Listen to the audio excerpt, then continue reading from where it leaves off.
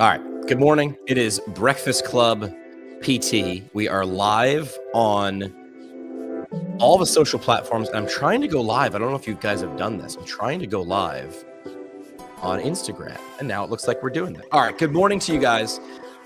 Today we are going to discuss some business and marketing, but we're going to start out with a discussion about value.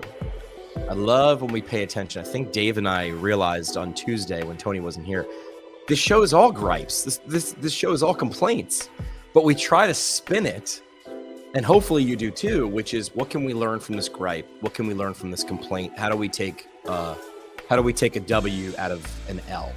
And that's what we're going to discuss today. We're going to get really specific. Do you want to point out live questions, live comments? This is not like class in third grade where save your questions or comments for the end. I was always that kid that wanted to shout it out. So feel free to shout it out either live or while you're watching the replay. We'll get back to you on what you want answered. So without further ado, let's start.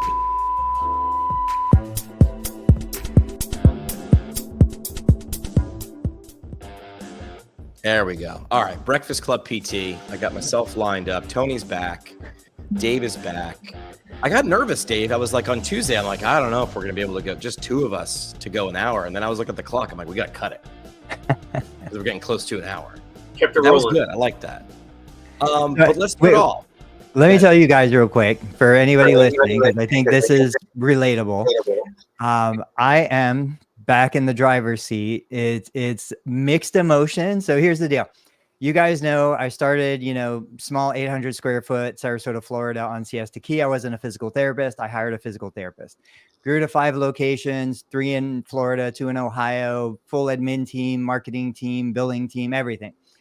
Now we're just whittling away. I am down to legitimately probably 3 full-time positions, 2 part-time positions. I'm losing one more to maternity leave in about 6 weeks. I lost one to babysitting grandchildren, amazing stuff, but I am literally the one back in the driver's seat, answering calls, booking new appointments, scheduling, billing. I don't post payments. That's automatic.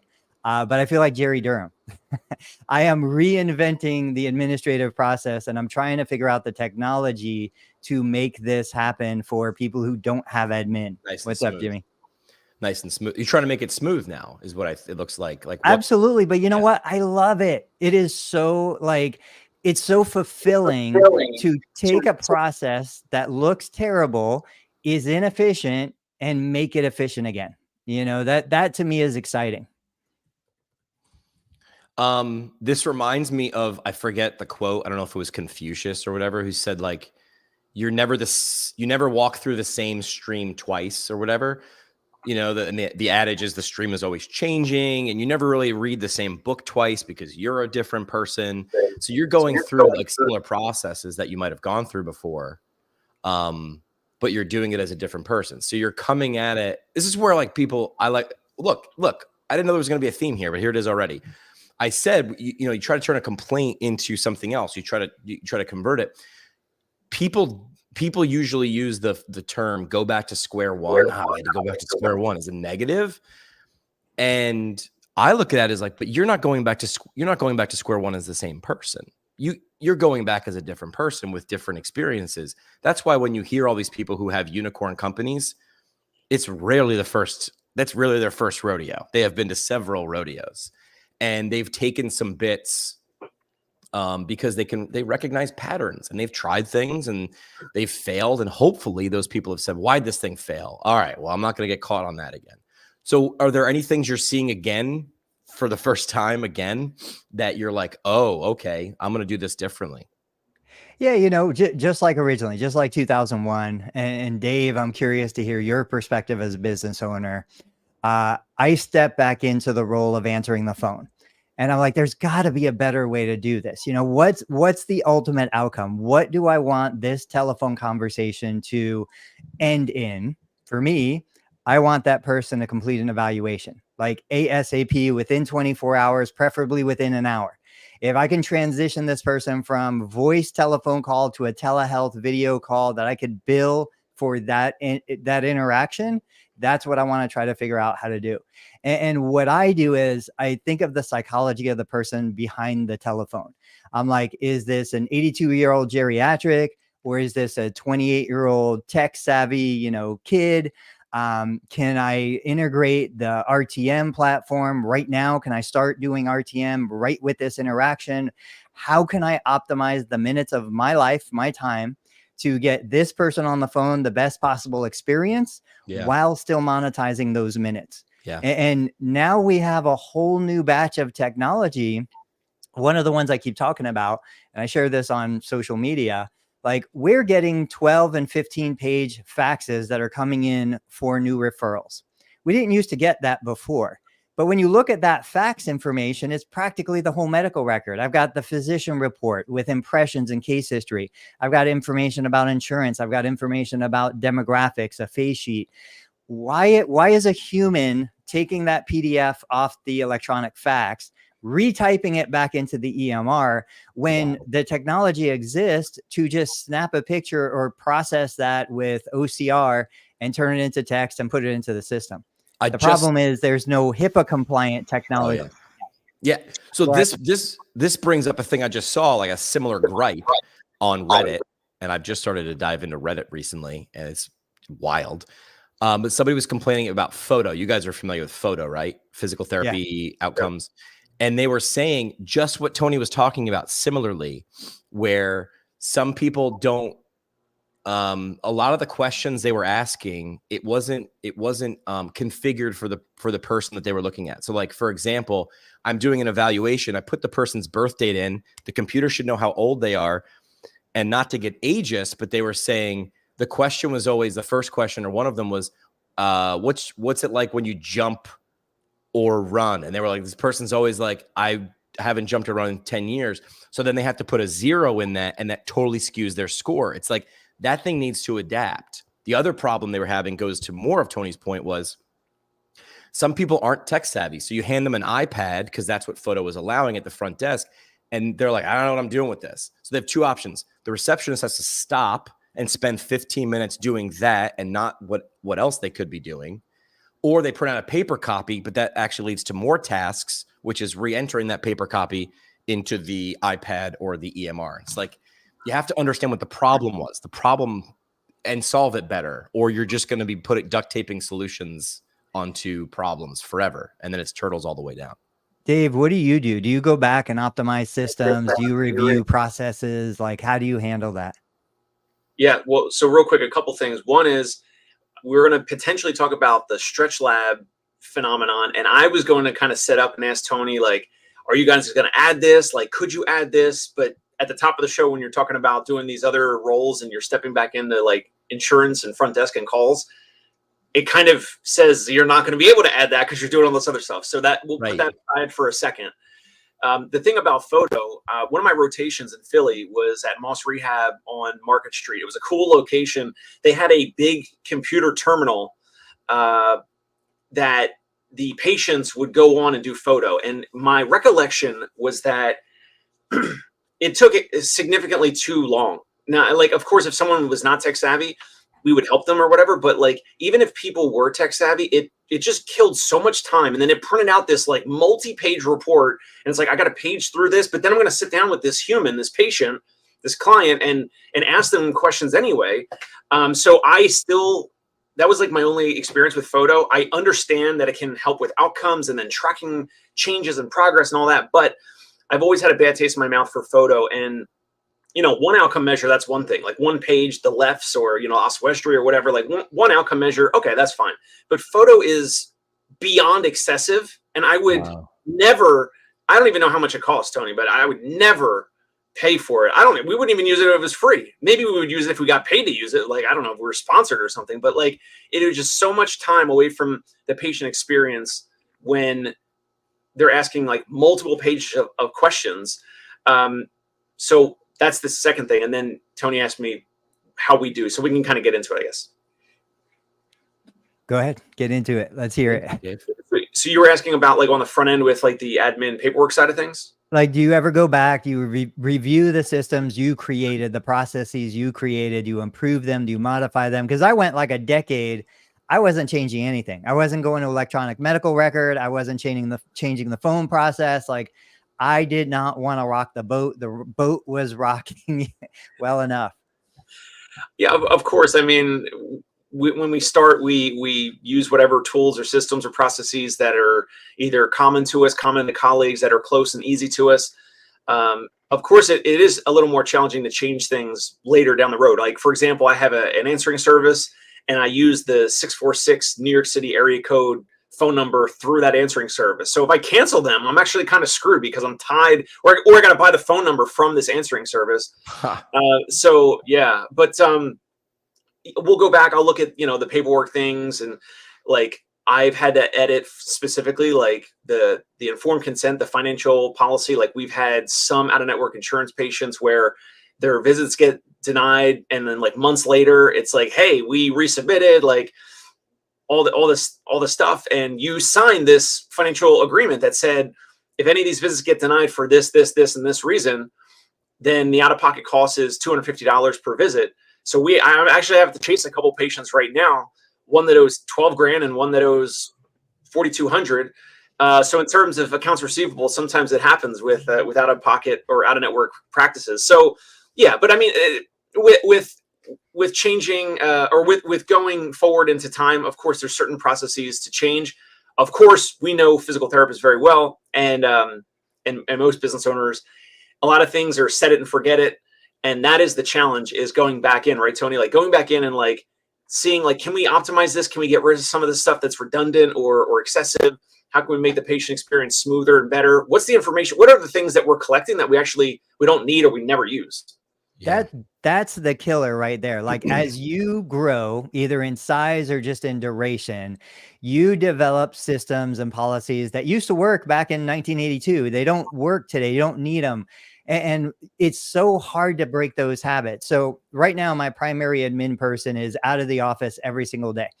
So I don't have any admin person in the office. And when I look at the stuff that's being done, I'm like, why are we collecting this information? I am never going to use this information, but somebody spent 2 minutes collecting this information. I've taken address. I've got a copy of your driver's license. Now with the new EMR we're using, they'll send me a picture of their driver's license and insurance card through a HIPAA compliant platform. I never have to ask for address information. It's right there. But yet my team is so used to always asking for address information. And so I'm like, we can free up so much time. Time is so valuable. So these are the kinds of things that I do think it takes a certain brain type, personality type to look at this and say, look, we don't have to do it the way it's always been done. Right. We can do this better.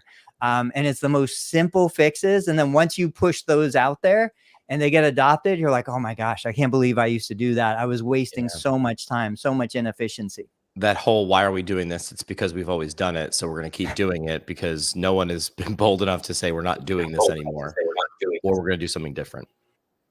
Talking about why we do what we've always done. Jimmy, let's talk about going to school, paying the money, investing in the degree of being a physical therapist. So this was a poll that I put up on Twitter, Facebook, and LinkedIn. I'll share the results of one of them, but I wanted to understand, because there's a lot of bitching and complaining around, number one, like the move from a master's degree to a DPT, which is one thing, right? Somebody had a comment like, I'm so angry at the cost of my degree. So I'm like, are you angry at the cost of your degree, or are you angry with the return on investment? And here's the trap. Both of those things you're responsible for. Now, I know there's some convolution in terms of like, well, how much does a degree actually cost? But like, you signed, you're an adult, you owe that. I think degrees should cost less money. Let's be very, very clear. But I think that's a process, and I don't think that we can control that. So here was the poll that I put up. What frustrates you more? As professionals, we're all invested time and money into our education, but the question remains, which of those stings the most? I wanted to know emotionally what they thought stings the most. And I said, was it the price tag, the cost of your degree that puts a dent in your wallet every month? You got to pay that. Or the ROI, the value your degree returns in terms of what's brought into your career. And it's not just money there, right? And the results, I think I had about, 200 responses on LinkedIn, a couple hundred on Twitter, a couple hundred on Facebook.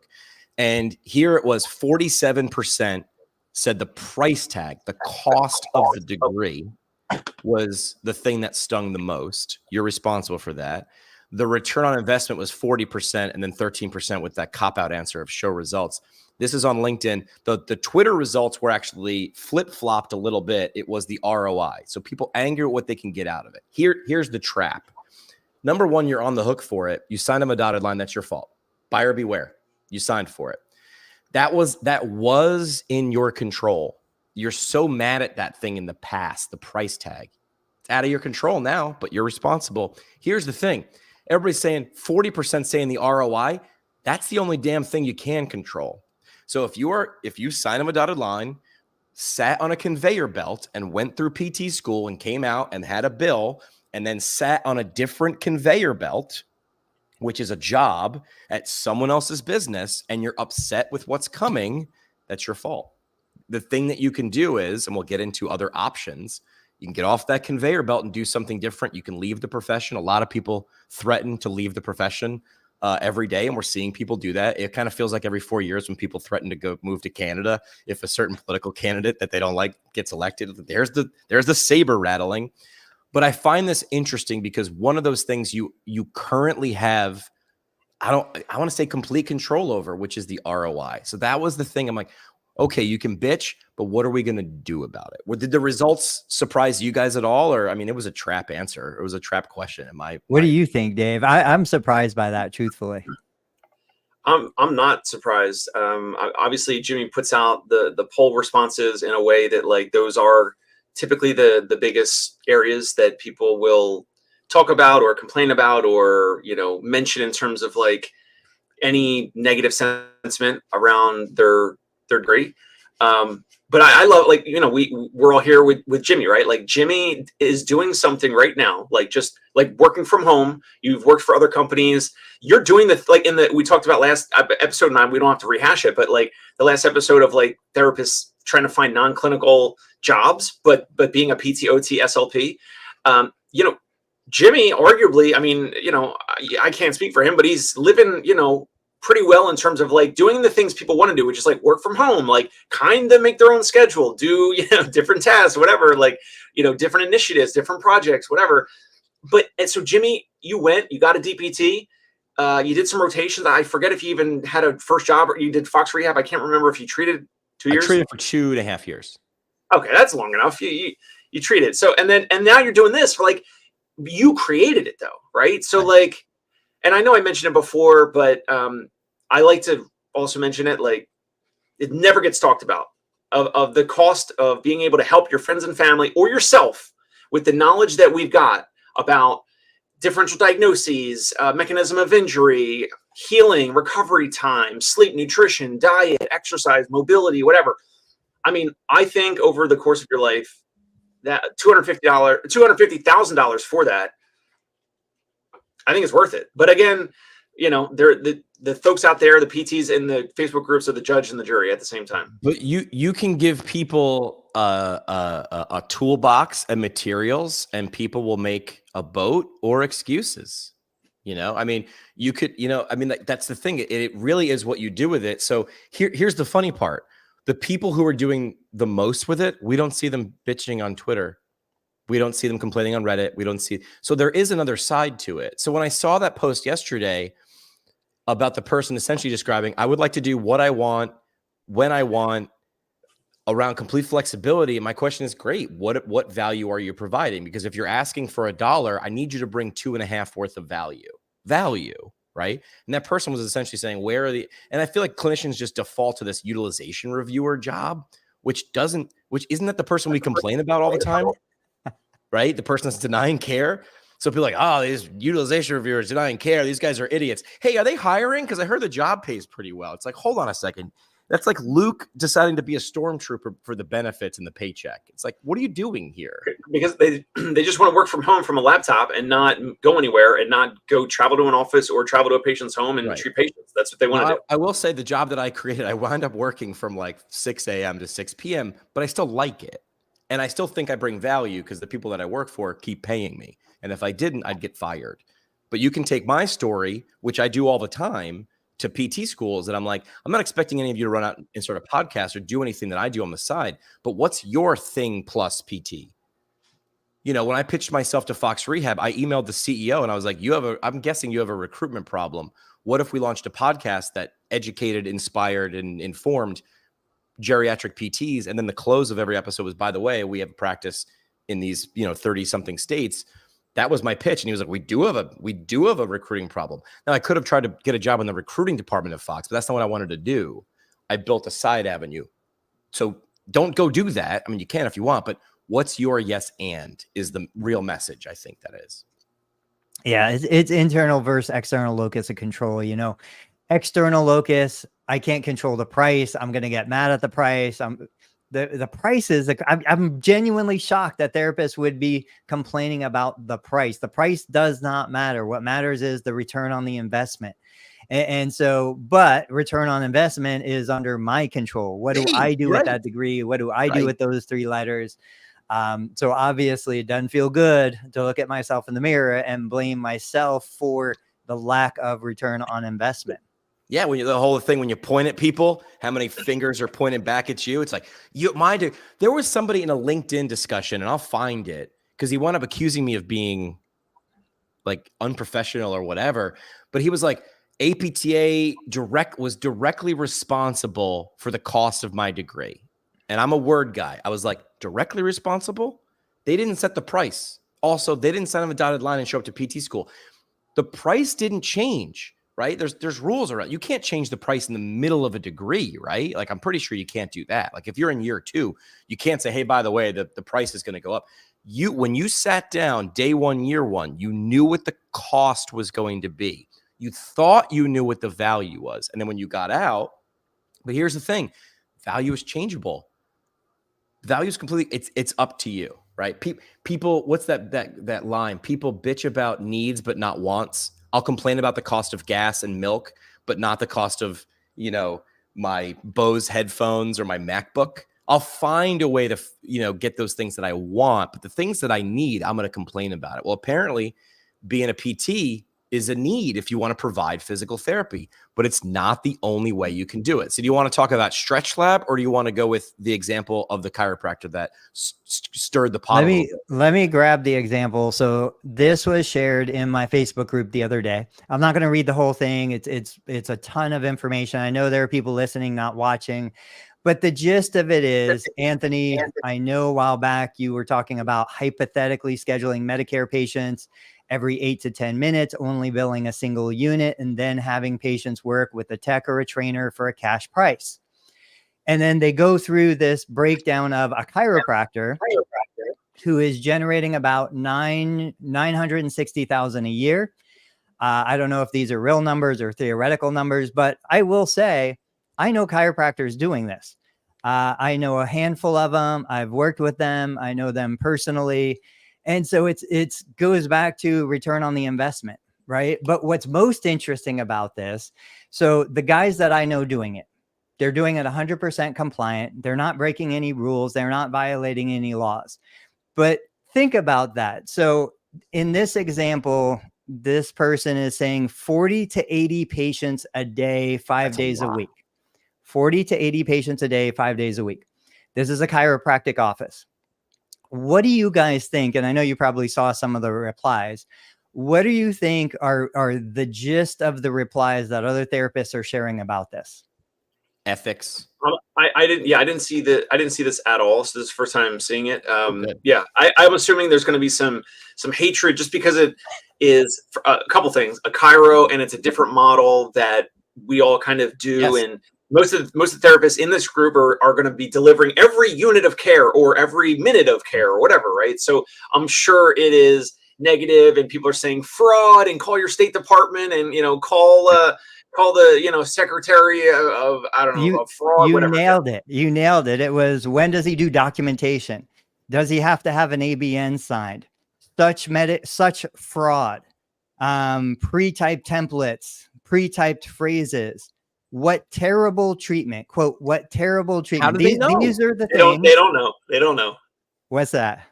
How They do they don't know know it's what the terrible treatment treatment? is. That's a gigantic assumption. So This I'm guy a could have big to believer that if I want to truly see what the consumer values, I look at what the consumer does. Do you think you can have a practice running 40 to 80 patients a day and those patients aren't receiving what they want? Like, They it'd wouldn't be come back. impossible. And again, I know the chiropractors that are doing this, and I know the patients that are going to it. I've got a perfect example. I've got a patient in my clinic right now. I'm treating for a condition. The spouse of the patient drops the patient off because the patient can't drive, goes half a mile up the road, gets a crack, comes half a mile back, and then sits and rides my bike for about 20 minutes while I'm finishing the patient visit that I'm delivering. He goes to that chiropractor every single day, 3 days a week when the patient's in my clinic to get a crack. He loves it. He pays out of pocket. He would never dream of quitting. He gets everything that he wants for the time invested. And I've talked to chiropractors that'll effectively have 10 treatment rooms set up. Patients will be prepped and ready and laying on 10, adjustment tables, pop, pop, pop, pop, pop. And then they, as they leave one room, that patient's leaving and the new one's coming in. And it is absolutely a conveyor belt. But again, these are adults, back to Jimmy's point, making a conscious decision to get what they want. They are buying what they want. As much as we hate McDonald's, there's never a shortage of individuals buying McDonald's cheeseburgers and hamburgers and shakes.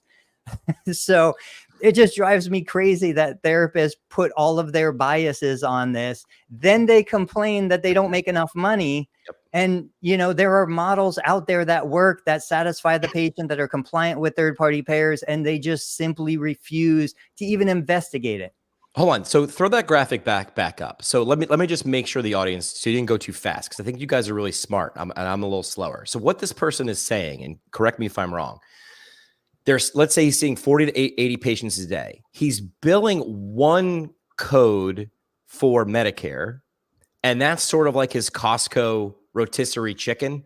Like, he knows he's getting one unit of Medicare, and then it's everything after that is an upsell, and it's an a la carte, and it's a decision. While I've got you here, what else can I serve you with? Do I have that right? Yeah, so he's billing an adjustment code, and basically for chiropractic care to be covered by Medicare, Medicare only covers the adjustment code and only in an acute situation. Right. So the adjustment code based on this email for North Carolina is $38.03. Then he charges $55 for, quote, a buffet of other stuff like that is pens, not covered for traction, Medicare, massage gun. And then they go through doing the math for 40 units at $38 a unit, plus another 40 cash pay at $55 a session, $3,721, 5 days a week. That's $18,600, and does all of the math, leading to $80,000 a month, $960,000 a year. So hold on a second. So all right, let me play devil's advocate or whatever. So if he has someone who comes in and gets an adjustment and that one unit of Medicare, they could leave. Yeah. They can walk out the door. Forced to buy the other stuff. Okay. Or so you're like, hey, you're done. FYI, if you'd like this is what this costs. He's told that person in a language that they speak, in words that they understand. If you do this is $55, or you can leave. Do I have that right? Correct. I don't know where the unethicalness comes. Now, you might not like that, but that's not unethical. That's your feeling, thought, and emotion that you are projecting.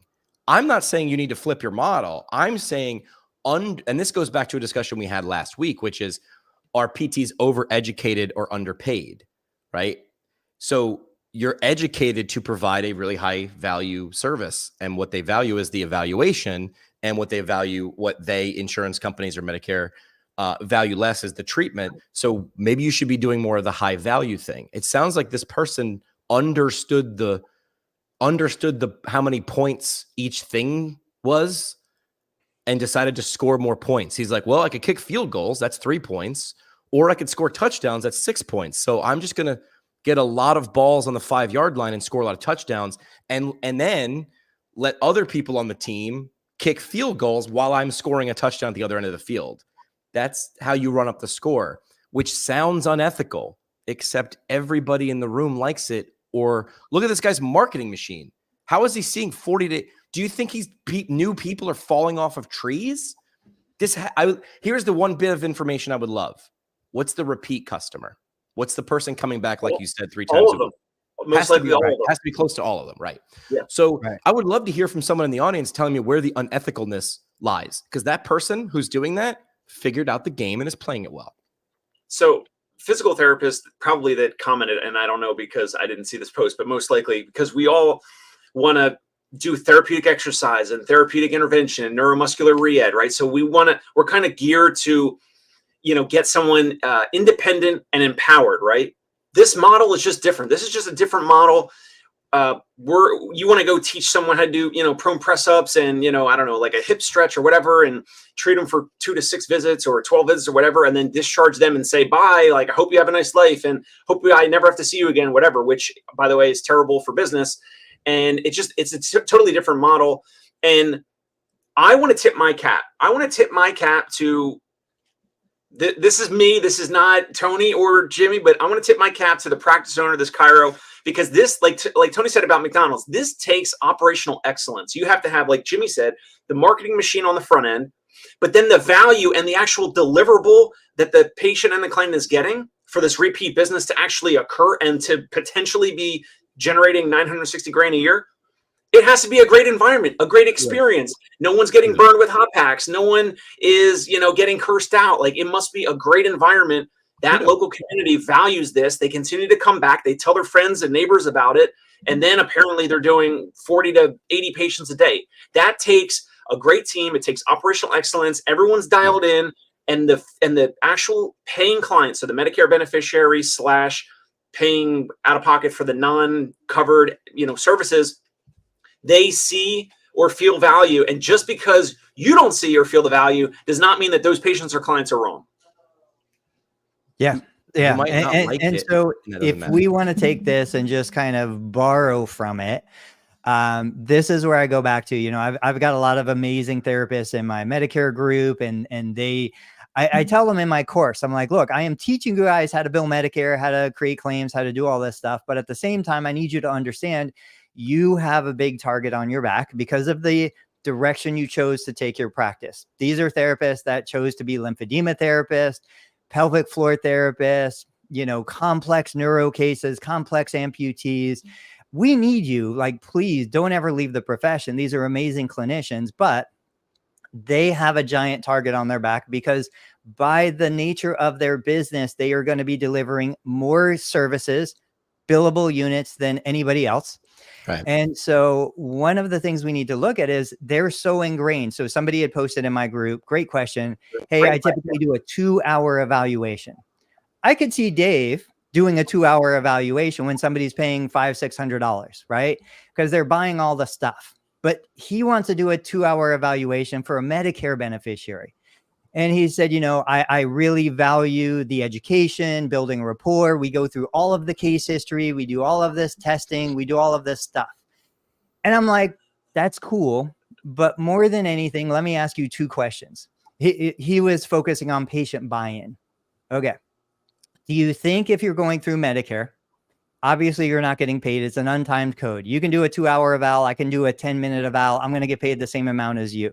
But that's not what we're talking about. It's the patient buy-in. Do you really think if you did an hour versus 2-hour, the patient's not going to buy in? They're not going to, hire you when Medicare is paying the bill?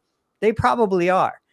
But in my practice, and I've tested it over 22 years, like I can do 10 minutes and that patient feels so valued. And the word is feels so valued, feels so listened to, feels so heard, feels like they understand that I am on their side. I am here for them.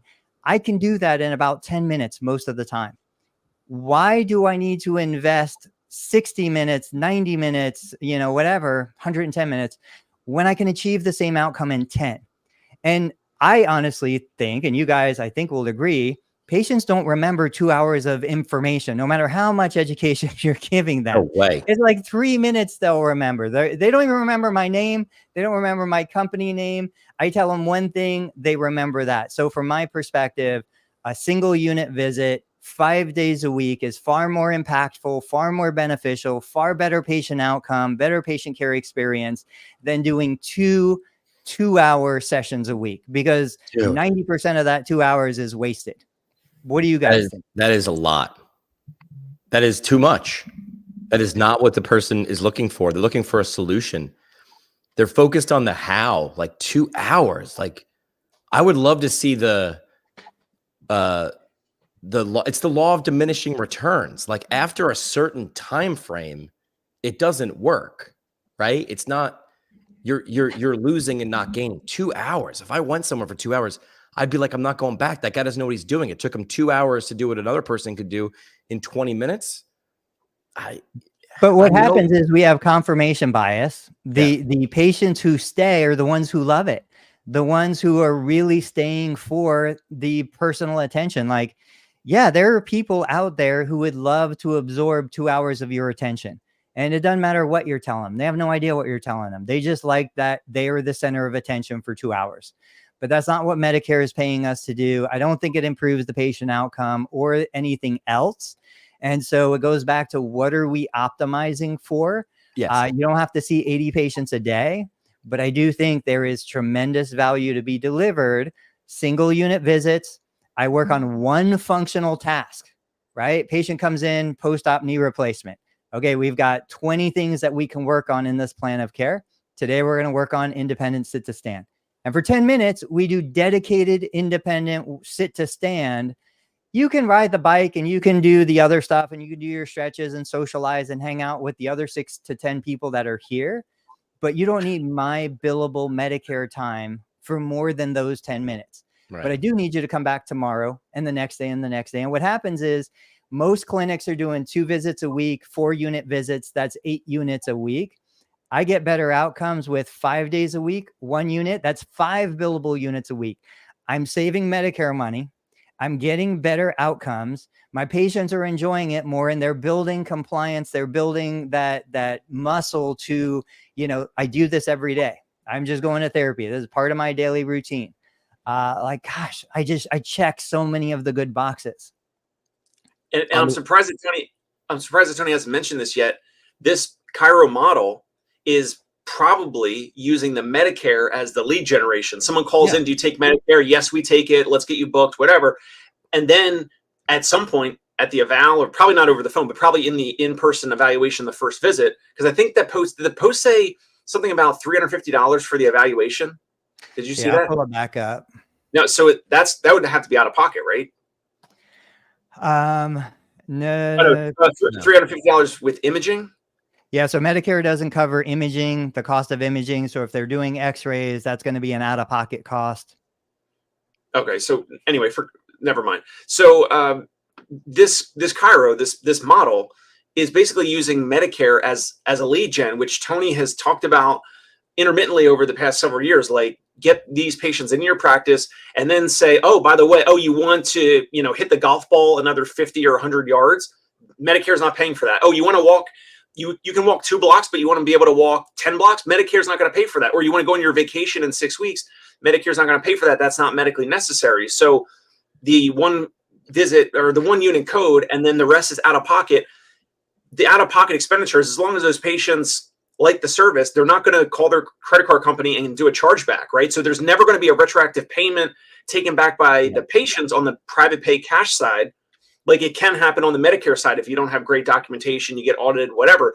So this model, guys and gals, like, why wouldn't you want to model this structure instead of having 4 units? The answer of why people will not take this exact model, screenshot this, and put it into play tomorrow is the same reason. Well, sorry, some people will, and you'll never hear from them in a Facebook group because they're out there succeeding. They're too busy winning.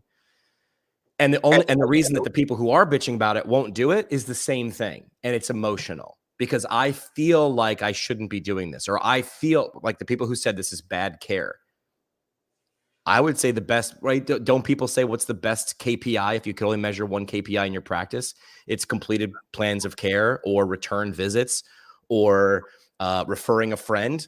You don't get to 80 a day without those things. You do not, mathematically. I would love to know a couple things. I would love to know percentage of returns.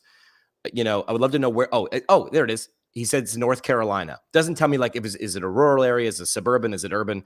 I would love to know that. I'm going to guess it's closer to urban because 80 a day, it's a large patient population. But that's the reason that no one's going to steal this model, is because it's emotionally doesn't feel good. So you won't do it. What you'll do in 6 months, we'll do the same episode. Are you mad at the cost of your education, or are you mad at the return on investment? And that the same people will bitch about the cost of their education.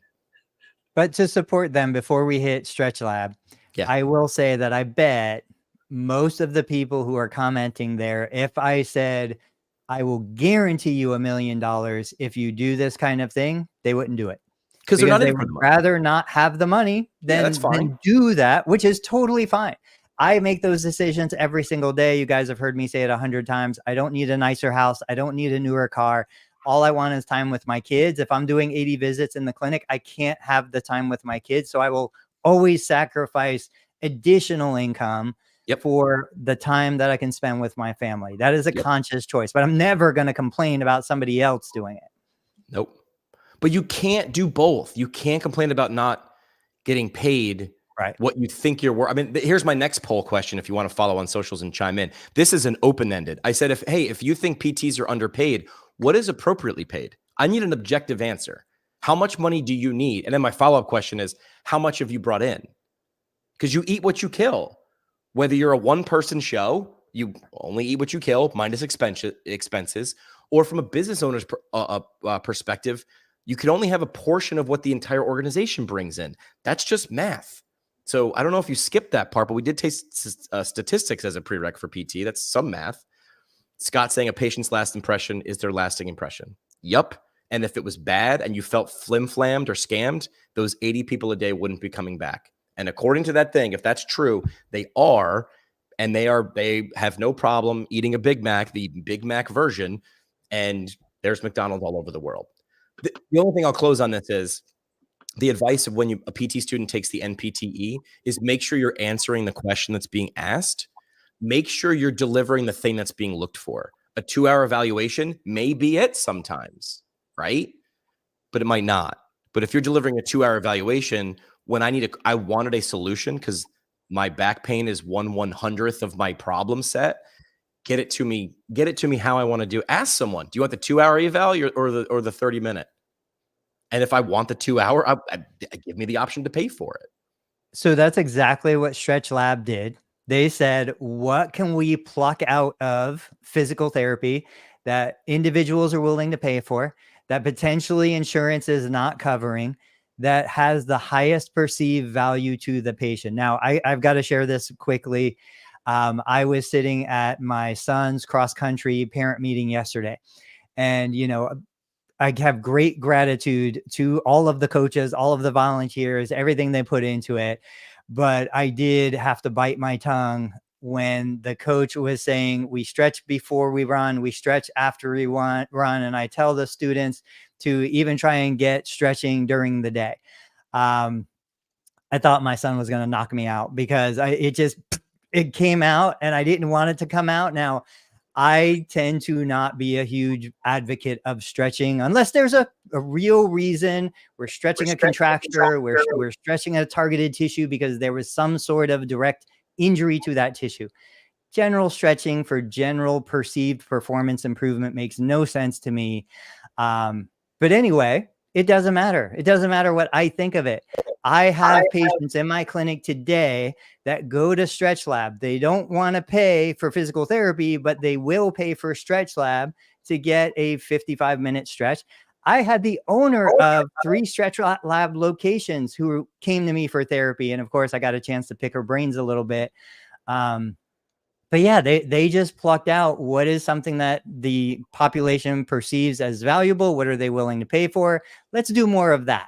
And it's been raging success. there are stories of this everywhere. Like I think the story of you guys know the app Slack, right? The messaging and file sharing app. You don't know Slack, Tony? Really? With a slap with a P or Slack? Slack, SLACK. Yeah, I know that. So it's an app, file sharing, DMing, and everything like that. That's not what it was intended to do, though, at first. This is like serendipity. But they put something in front of people and watched which parts they, poked around and liked using. And then they, instead of saying, you're using the tool wrong, you're doing it wrong, they said, oh, well, we put this thing in front of you thinking you'd use it this way. Turns out people actually use it this way. The story of TheraBand. Do you know the background of TheraBand? It was a dental dam. That's what the material was. And then some PTs got their hands on it. I was like, well, this is stretching in this direction, and I can do this, and I can do this. And then you go the progression of dental dam to TheraBand to someone like Scott Dickinson, who looks at TheraBand and goes, but it's doing it wrong. And he creates Next Level. And we'll have an episode with Scott coming out. But it's like they paid attention to the thing everybody liked, not what you like, because you're not buying your service, you're providing it. And so what they saw was, well, people like that feeling of stretch. So they said, we're going to offer it to you. We're going to make that a seamless, frictionless process. So I thought we'd do like a dive, a shallow dive. We're going to dive in the shallow end. We're going to dive in the 3-foot end. StretchLab, boutique fitness franchise. I've got it on the screen. Specializes in assisted stretching services. I can already hear the PTs of the world rolling their eyes. Well, that's not this, and that's not, best practice.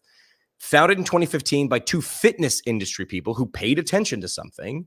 And the idea is you go into these boutiques and someone, just like they're on the screen, this is similar to a massage, right? Is there, how much evidence is the value of a massage? But I'll tell you why I get a massage, because I like the way it feels. I like how I feel when I walk out of there. And is it worth 60 or 90 bucks? The answer is yes. So now you can start your own StretchLab franchise. I mean, people can be angry about it because of their own emotion. They're projecting. That's not good. And they're wagging their finger. But they're giving people what they want in a way they want. Where's the problem? Someone explain it to me. Dave, what's your perspective? So, I mean, I've had initially when this first came out years ago, I had a little negative sentiment because they were calling their people the actual not even personal train, they're not calling them personal trainers. They call them stretchologists, flexologists, or posturologists, which is basically, I mean, it sounds like proctologists. I mean, they're just making up words. I mean, it's just crazy. But yes, or just like mixologists, exactly. So shaking drinks in a bar.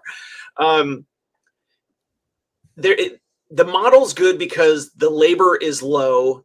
And that's why the price point is low and the labor is low. So it works out. They're going to be a little bit more volume based than probably a lot of physical therapy offices.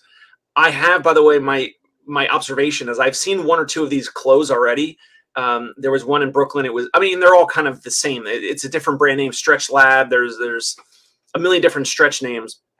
I think at the end of the day, physical therapists and practice owners can do a couple things, options. One is do nothing, like just continue to see them pop up and do that. They're going to continue to maybe expand. And there's other ones here in New York City called Stretched. And I can't remember there's other ones out there. So you could do nothing. You could add it as a service in your practice, which is what we've done. So on my website, we have, whatever I call it. What do you call it?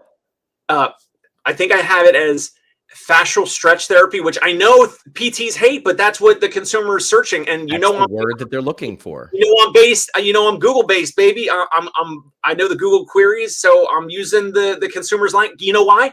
Because those consumers pay us, and the PTs out there don't pay us.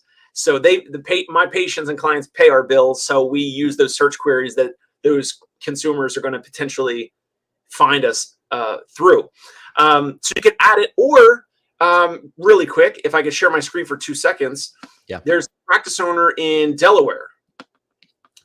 This is Stephen Rapicelli. He's a PT. He's been in practice for decades. Since 1992, he's had performance physical therapy down in Delaware. He's got multiple locations. And he's also the CEO of StretchPlex from 3 years ago. So let me jump over. Can you guys now see their website, StretchPlex? No, I still see LinkedIn.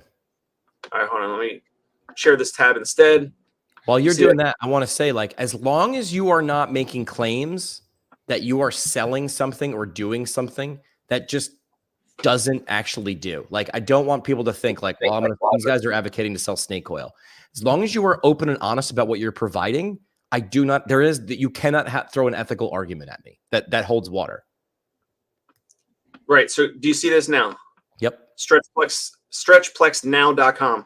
So they have 4 locations. I think he's got 3 or 4 PT practices. And now he's got this is a separate brick and mortar business, separate location, separate branding. Now, I think it's absolutely genius. I've heard Stephen on, I think, Chad Madden's podcast and a couple other podcasts. I'm assuming, I don't know if they do this, but they should, which is referring the patients and clients to and from each service, right? So like the consumer who only wants the StretchPlex, and then when the patient has too much pain or too much issues, or they have they need some differential diagnosis figured out, whatever, or they ask like, hey, like, should I see a doctor about this or a therapist? Like, what should I do? Or should I see a chiropractor or whatever? The stretchologist or whatever at StretchPlex should say, oh, you know what? We have a partnership, or we have whatever with Performance Physical Therapy down the street. Why don't I connect you? Or here's a referral, or here's a business card, or how about we get you in there, we try to fit you in there, whatever, and do a little cross promotion, cross referral between the 2 businesses. There are 2 different businesses, 2 different brick and mortar offices. So at the end of the day, I think physical therapists and practice owners do nothing, add it to your current practice as one of your services, or like Stephen, completely different business, probably a different LLC entity, different brick and mortar location, and refer patients and clients between those 2. So what are the pros and cons of that? Go ahead. There's a 4th option though, Dave, which is you could bitch about it on Facebook. Right. That is a viable option. What are the options? Look, me 5 years ago, especially me in PT school, I would have raged against this, right? I would have looked at this like, this isn't this and this and this. Then look at it for what it is. They're being very clear, open, and honest of what it is. And this is another adult making a decision with their own monies, and they're giving monies to people to do a thing. And when they leave, they're either happy about it or they're not happy about it, right? You did mention like a couple of those closing. That doesn't mean the thing that they're providing isn't good. That could have been a crappy business owner or a bad market or any of those things. True. Tony, what do you think? I love it. I think it's awesome. I think any of these things that come out, I think we can learn lessons from. Dave and I think we even looked at some of these on Biz Buy Sell one time, looking at that as a business model. If we went in as a therapist, bought a Stretch Lab location, and then brought physical therapy into it, made billable services out of it. I mean, you just took something to the next level because you opened the doors of insurance reimbursement. So there are so many ways that we could leverage what's already proven successful. I think that that's a mistake that we make as therapists, is we're like, well, we're therapists, we do therapy. But let's look at the market. Where is the money flowing? What can we do on top of that to add value to that? And then how can we bring that into organizations? And we see so many people that are saying, I am buying businesses, I'm building a little portfolio. Heck, this is Dave's world. So that, I don't have to be the one literally stretching every hamstring, massaging every neck. Now, here's the thing to go back to the PT degree versus cost versus ROI. And this was in a similar thread that I think Dave was getting hammered on in a Facebook group that I keep poking the bear on, which is someone pointed out that calling yourself a DPT, if you don't have a doctor of physical therapy, is against, and they used an example of the state of Indiana Physical Therapy Practice Act. Now, Tony, quick review. Who does the State Physical Therapy Practice Act, who does that govern? Physical therapists. Who does it not govern? Everybody who isn't a physical therapist. So someone is just a little bit skewed. And again, correct me if I'm wrong in the comments, but your Physical Therapy Practice Act, or your occupational state occupational therapy practice act doesn't mean anything to me because I'm not an OT. So keep that in mind. It governs this, right?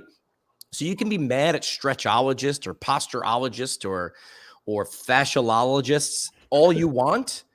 They're not in your arena. This is where it's almost like your DPT handcuffs you. If you keep trying to do DPT things, right? So that's why when someone says, what do you do? I'm a physical therapist. I'm going to say, that's your degree. That ain't what you do. Ask a smart real estate agent what they do. And they say, I help people find their dream homes every day. How do I do that? I have a real estate practice. It might seem like Jimmy's trying to be a marketing guy and change a headline, but that's a different thing, because one makes me ask you a question about how you could do that. So what do you think? Like a stretchologist might say, I help people feel better and feel refreshed. I help you move better throughout the day. How do you do that? Oh, I have this thing called Stretch Lab. You come in and for 50 minutes, I do some things. Stop telling people about the tools that you use or your degree. Start telling them about the outcome. That's what Stretch Lab does. They show you the outcome, right? So you could be mad about it, or you could bitch about it on Facebook, or you could join them and offer them that. Now, this is all your decision too, but you can't complain about it when the market doesn't want to pay for what you're providing.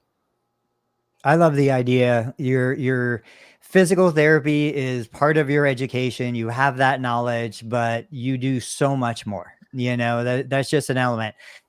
Seb C is asking for information that I said, come back Tuesday. I want to spend some serious time talking about this. I think OT is so undercapitalized, underappreciated. There are so many opportunities for OTs moving into private practice that we need more than 2 or 3 minutes to discuss this. But it's the same thing. Like, just because you have OT after your name doesn't mean anything. You capture the knowledge, the value, the experience that you've had, and you turn that into something the market wants and something you want to deliver. And that's where the magic happens. Can I give it a specific example, and then we can work on Seb's question? Because OTs, I like it because it's not what we do. So we need to like actually think about this from a different perspective, and we can bring her on the show. And this is my friend Megan Brown.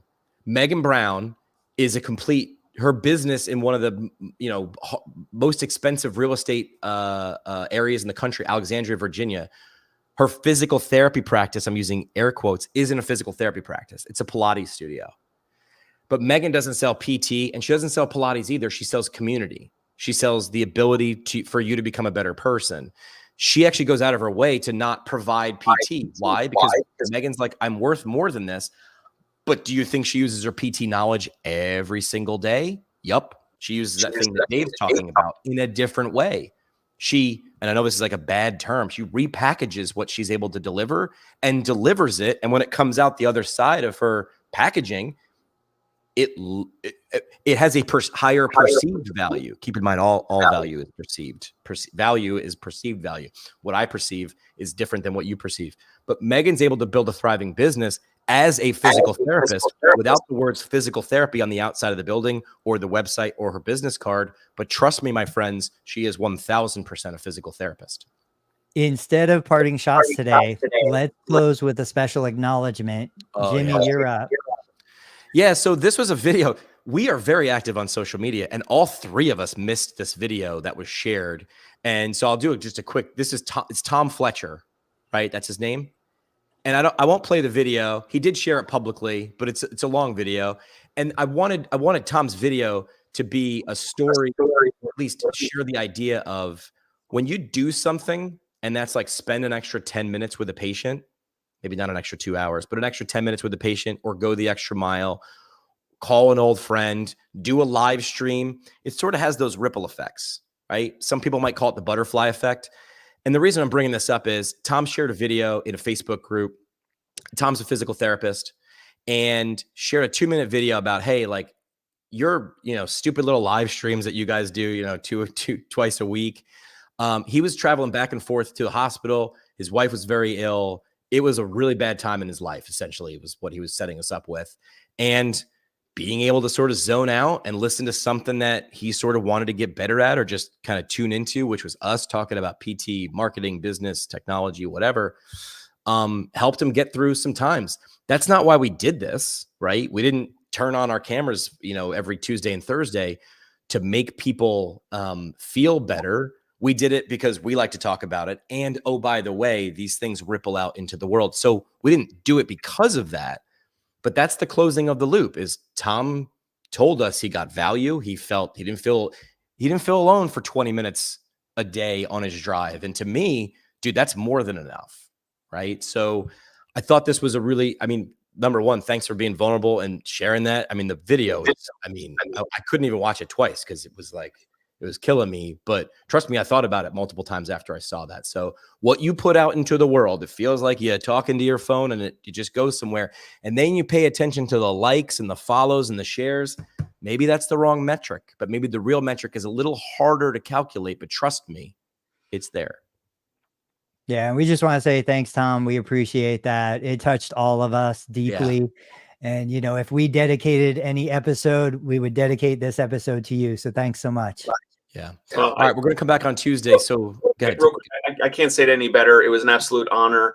Other than my son being born this year, Tom, that video was made my year, man. Like I can't even believe that. And I shared it with you guys. And if we can help or assist in any way, please reach out, send us a message, let us know.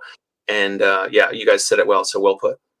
All right. So subscribe, do all the things that live streamers are supposed to say, follow, like. I do like the feedback. Like a video like that from Tom it's not going to go away anytime soon. Well, I'll be thinking that'll be keeping me warm throughout the winter. And I hope you're doing well, Tom. But letting us know what you get out of it. Hey, give us an idea for what you want to talk about next. Just like Seb, we'll be back on Tuesday. Listen to it via the podcast or the live stream everywhere. And we'll dive into that question from the OT, Seb. Gentlemen, have a great day. We'll see you soon.